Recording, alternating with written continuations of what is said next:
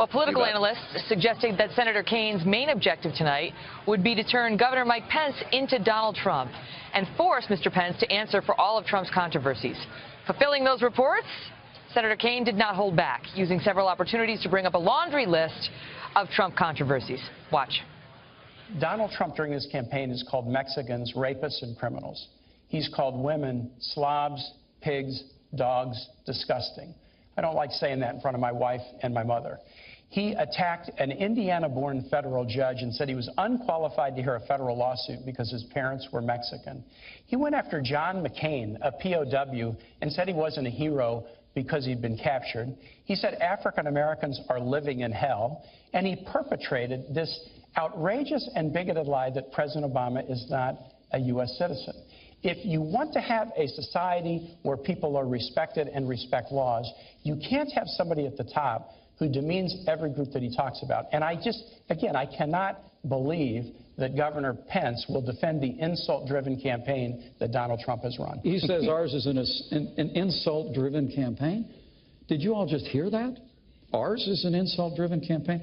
I mean, to be honest with you, if Donald Trump had said all the things that you said he said in the way you said he said them, he still wouldn't have a fraction of the insults that Hillary Clinton leveled when she said that half of our supporters were a basket of deplorables. Hillary Clinton said something on the campaign trail, and the very next day she said, you know what, I shouldn't have said that. You will look in vain to see Donald Trump ever taking responsibility for anybody and apologizing.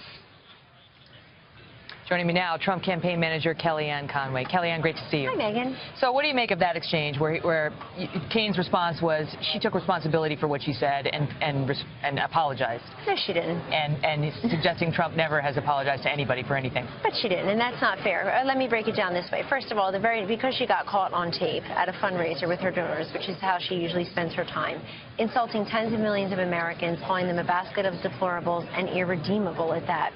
You add to that the Bernie Sanders voters, who we since heard again in a fundraiser or a donor's pitch, where she insulted them as basement dwellers who have this fantastical idea. She said they're in the basement struggling to make something out of their lives. She didn't say basement dwellers. It didn't sound very nice. It didn't sound very complimentary. And even Bernie Sanders said he had a hard time listening to that. But the fact is, this woman has disdain for people, in part, and then he said he had a hard time hearing that. But look, Megan, it's very simple. American people know that she has insulted people, that she has disdain for lots of Americans. And I like the fact that Mike Pence brought that up, because the reason he used the word fraction was very clear. That Tim Kaine wants to talk about this comment or that comment by Donald Trump, and yet you have a woman running for president of the United States who has expressed disdain for lots of Americans, and that's why he used the word fraction. The other thing that was happening there is Tim Kaine was never answering the question. He came ready to have spill out of his mouth this unending flow of sound bites and canned responses. They came off terrible. There he was interrupting a female moderator. We lost track of the time. We just stopped writing it down. He was interrupting. You can interrupt a female moderator, same as a male.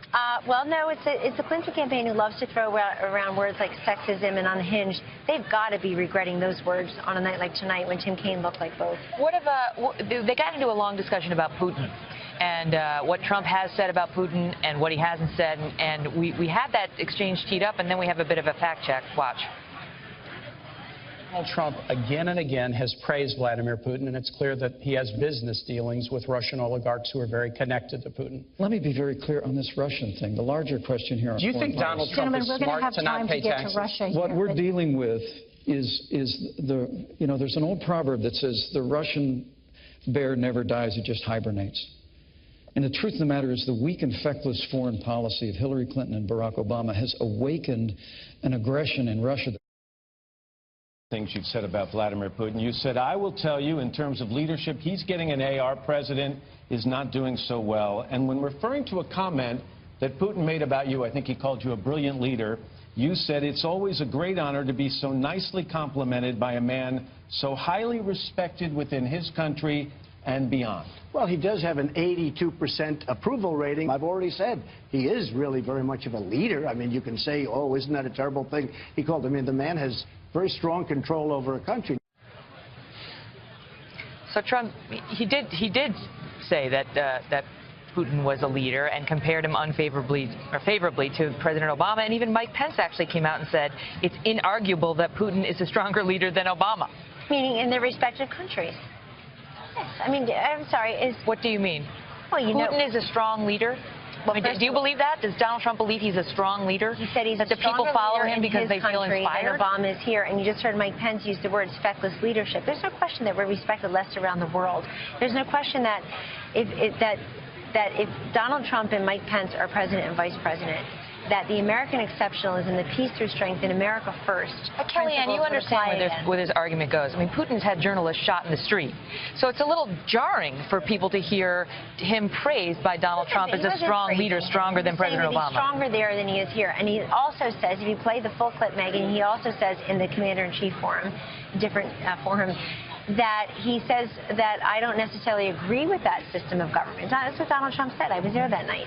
He says, but he's a strong leader there than Obama is here. Nobody thinks Obama's a strong leader. I mean, if Obama were a strong leader, Secretary of State would have 55%. Why in the new CNN poll? Why in the new CNN poll is Hillary Clinton at 53% among women? She's running as the first female president. There's something holding her back, and I frankly think she's beating Donald Trump by some 20 points with women. I mean, why is Donald Trump at 32%? Not really. Not in all polls. Kellyanne. But she's got a gender gap of her own. She does. She does. She's losing. She has a gender gap over men. She has a huge gap. There's absolutely no question about that. But you're sitting here suggesting why are her numbers low with women, and you work for Dononald Trump. Right, but she's the first His numbers are historically low for a Republican nominee with women. Historically low. Well, Mitt Romney lost women by 11 points, and John McCain lost. Mitt Romney's numbers are crushing Donald Trump's numbers with women. It's not election day yet. Why are we winning Ohio and Iowa? There's 35 days to go, Kellyanne. I mean, the criticism of Donald Trump is that he could win this race, and that he was doing well, and he was rebounding, and his numbers in various states were rebounding. And then he went after Miss Universe and talked about her being too fat and talked about women's looks again. And women don't like that, according to these polls.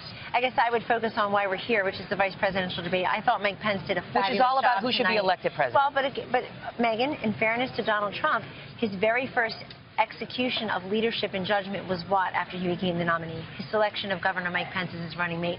And America saw tonight how wonderful that selection is, because this man, as governor of Indiana, has cut taxes for employers and individuals.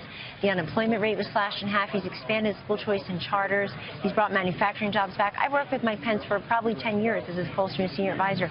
The guy will make a fabulous vice president.